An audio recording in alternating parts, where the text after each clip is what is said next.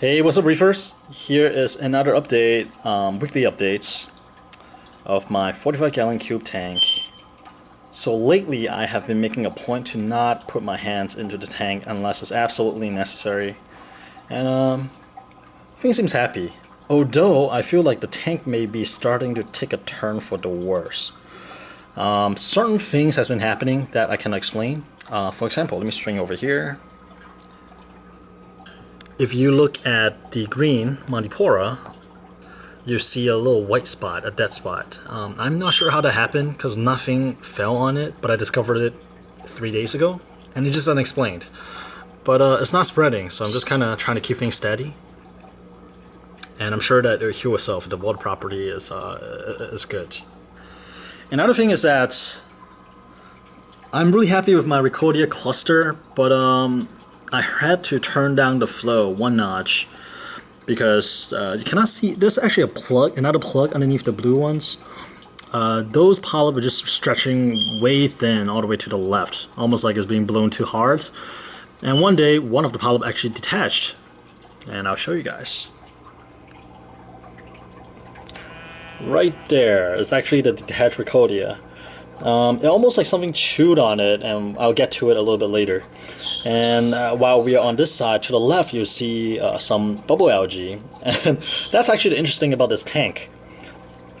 All the debris seems to collect in this vicinity right here. I think that's a dead spot. It's like the eye of the cyclone. So I guess the water flow just kind of dies right there and deposit all the junks right there, which kind of works out. So those bubble algae has actually been there for about 2 weeks. The way I see it is that, okay, it's in a easily collectible area and it's not really spreading, so I'm just kind of leaving it. So far it's okay. I'll probably pull it out the next time I stick my hand in my tank. But yeah, thankfully it's not spreading, it's just kind of right there. So swinging back here, I mentioned that the Rickodia detached from the plug here and just floated away. It looked like something chewed on it. That brings us to over here. So on the left side, some people tell me those Captain America pally. I'm not sure if it's true because Captain America, I think, is supposed to be green. But anyways, last night I saw a huge Bristol one. I've never seen one that big in my tank. Okay, so this is the size of my pinky, right? It's the width of my pinky. And it was, I don't know how long it is, but it stretched all the way out to the front of the tank. I didn't even know there's like such a huge Bristol worm living in my tank. I was freaking out. I know they are beneficial for the most part, but when they get to a certain size, they may start preying upon either fish, small inverts, or sometimes even corals. So I wonder if it has something to do with the detached Rickodia, because I remember seeing some decent sized Bristol worm over here as well. I don't want to make any assumptions. However, that guy just creeped me out, so if I see it next time, I'll try to pull him out. And if you look right in front of those rocks, you actually see my latest addition from 2 months ago. I've never been able to get a video of him, so I never talked about him.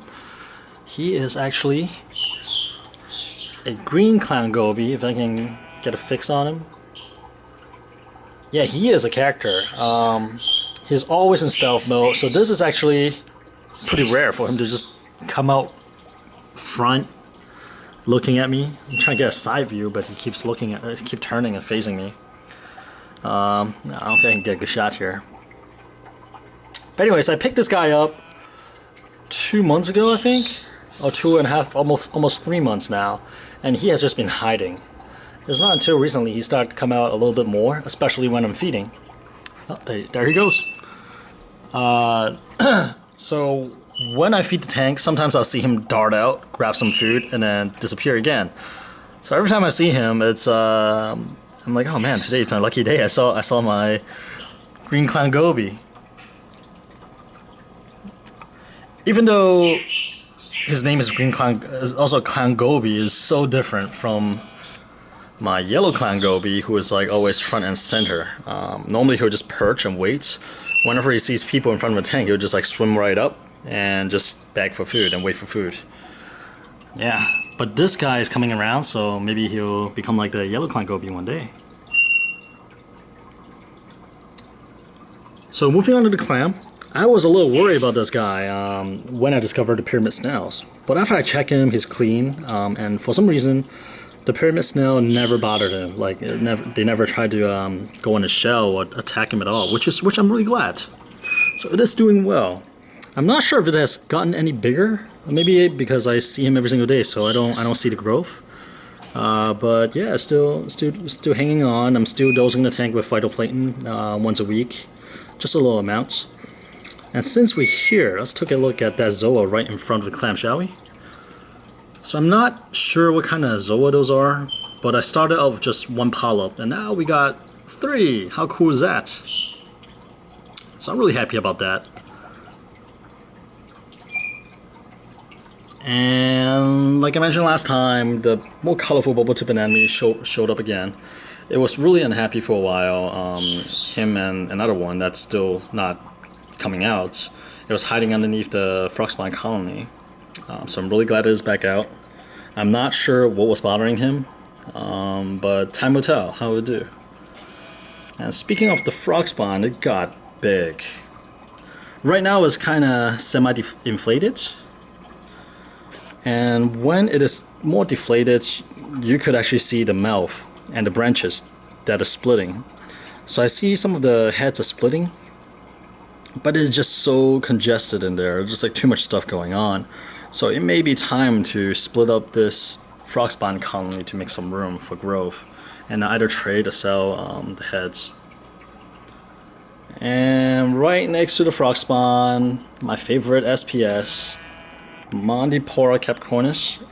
It is growing well. It's plating beautifully. I love the plating formation. That's one of the reasons I got them, and how easy they are to keep, even for a newbie SPS keeper like me. And when I was going side to side, you'll notice that I have I definitely got some algae going on. So I pulled 3 of my Mexican turbo snails from the sump. Pull them up here to help, and so far I think they're doing a decent job. This will kind of keep my hands out of the tank too, to have snails to help with upkeep.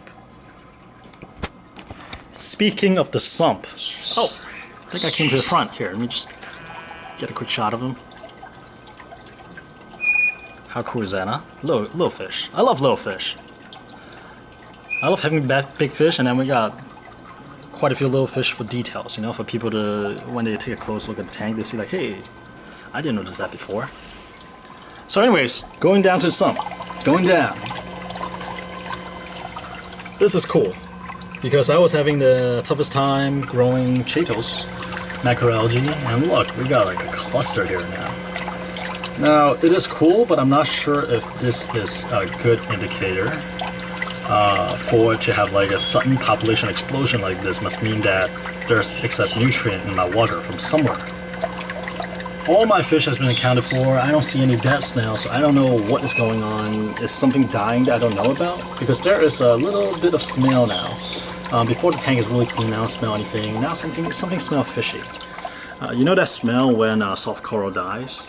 I smell a little hint of it, so I'm not sure what's going on. Maybe it's those green tree corals in the back that's never been doing well for me. I mean, it's been there for what, 2 months now, and I was hoping that it gets enough light, even though it's not directly underneath the light, and kind of slightly blocked. They're pointing up, so I think that's a good indicator, but I've never seen good polyp extension from them at all. So maybe that is still not an ideal place, or maybe they're dying off. I don't know. I'll give it a little bit more time to see how it does. If it's really sucking like this, I'll move him or just give him away. But yeah, so I think the smell is one thing that kind of worries me, and the macroalgae explosion. So I wonder if there's like an excess of nutrient, and if the tank cannot handle the excess nutrient, I may be heading towards a little crash.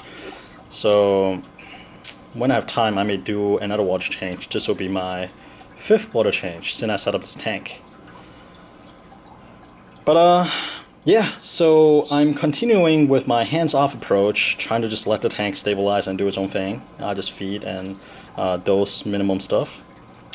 And I am actually heading on a trip again. I'm heading to hike Angel's Landing at Zion National Park of Utah to try to get some good photos and videos in the winter.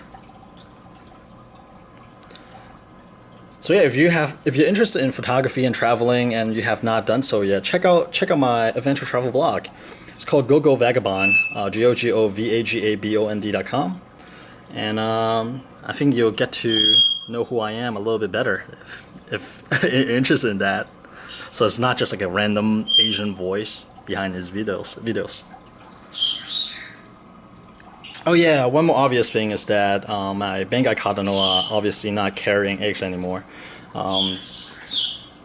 which is kind of sad, but this time it lasted a lot longer than the previous try. So we're making progress, and I'm still waiting for Live Aquaria to get some purple long tentacle anemones in so I can get them a proper home for the next time they try to breed again.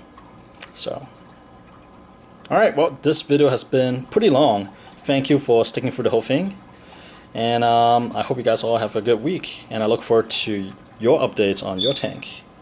So, see you all next time.